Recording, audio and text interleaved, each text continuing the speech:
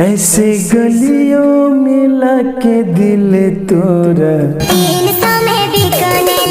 रोशन रोही भले ये बंदा सलाखों के पीछे है, पर इनके गाने आज भी आते हैं।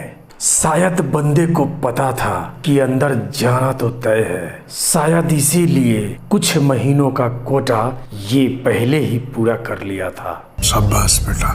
कल इनका एक और गाना आया है, 300 में बिकने लगी।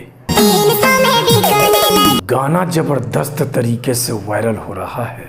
आप सबको पता ही है कि रोशन रोही आज के डेट में जेल में बंद है। कारण आप सबको पता ही होगा, रोशन रोही और किरण सिंह का मैटर कोर्ट में है और मैं कोर्ट और कानून पे टिपा टिप्पणी नहीं करना चाहता, क्योंकि कानून से बड़े ना आप है और ना हम। ये इन दोनों के आपस का मामला है।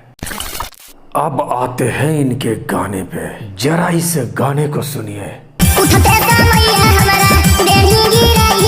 अभी अभी तो ये अपने पैरों पे खड़ा हुआ था, ठीक से चलना शुरू भी नहीं किया, रफ्तार पकड़ना तो अभी बाकी था। ये और बातें हैं, पर सामने वाले को धमकी यहाँ भी था, यहाँ भी है। ये सारे गाने ये बंदा खुद लिखता है, खुद गाता है।